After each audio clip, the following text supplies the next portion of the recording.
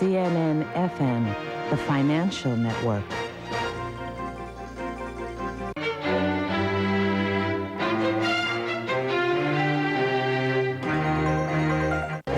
Voicemail.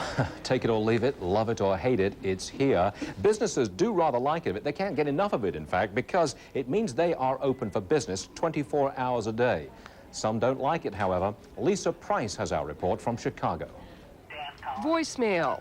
The good. I love it when people call me because it's a great way to get messages. The bad. The subscriber ID 856 cannot be found.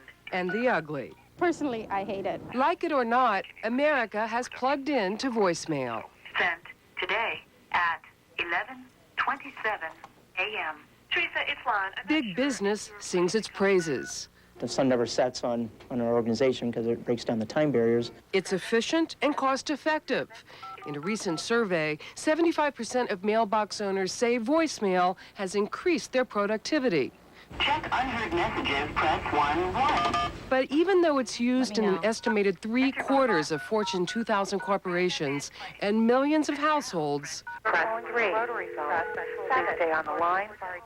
the process can be confusing and frustrating, landing callers in voicemail jail, circling around a loop Press 4. where it becomes impossible to connect to a live voice. Our call is being transferred to... Getting routed to another message and another message and another message, and if what you're looking for doesn't fit a message, you're kind of stuck. What the clients were saying is, what do I got to do to talk to somebody? Chicago businessman Steve Good says his customers don't like waiting for their questions to be answered by a real person. Jeffrey's on another line. May I take a message for you? His office continues to conduct business the old-fashioned way. Okay. We represent such a wide client base. For example, my personal mailing list is over 2,600 people.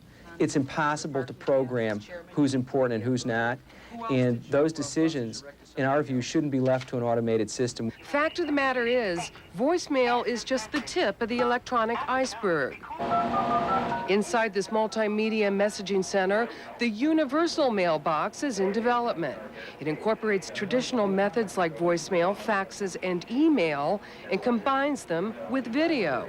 I've got one of these at my desk, you have one at your desk. It's not so much looking at each other and talking to each other through the speakerphone, but it's being able to share applications together. There was a time when people refused to leave a message on a machine.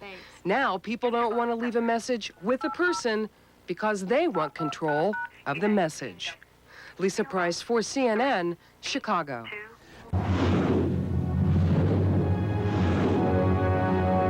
This is CNBC.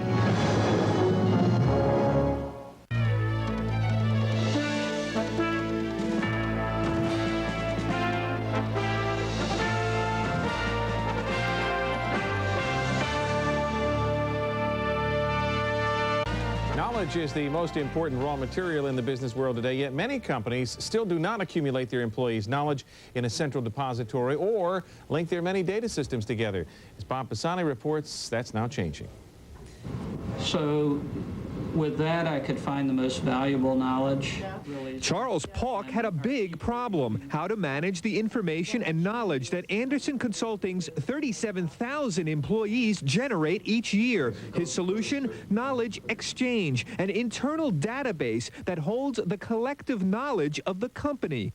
We have to capture the total knowledge of the firm. So when a consultant shows up on the job, the client's assured of getting the total value of the firm, not just what that consultant knows. With corporations like AT&T continuing to announce layoffs, capturing the collective knowledge of present and past employees has now become a hot management topic. Knowledge Exchange is available online 24 hours a day to all of Andersen's employees. One section enables them to post questions to colleagues on how to solve problems. Another is a library of reports and recommendations that can be searched by subject. And another, entitled Best Practices, synthesizes the best method for solving problems that have already been tackled by other Andersen employees. So the main advantage of these systems is that they enable a corporation to capture the collective knowledge of its employees and put it on a giant database system. But there's even more upside. That's because knowledge today has a very limited shelf life, and the corporation that can capture that knowledge and update it quickly and efficiently will have a competitive advantage.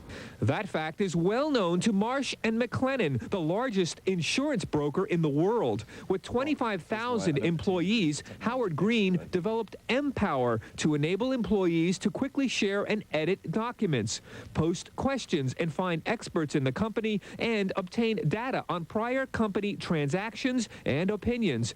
But the cost of these systems is high, in the millions for large companies. Green insists it's worth the investment. And the only way to do business effectively in a global environment is to have this kind of networking capability. Green and Pauk both agree that knowledge management systems deliver information quicker, provide more value to the customer, and can reduce costs for the company and clients. How much can it save? With 37,000 employees, it's possible that one Anderson team may be trying to solve a problem that another Anderson team has already solved. That's just what happened in a recent case, but the team discovered the solution of the other team through knowledge exchange.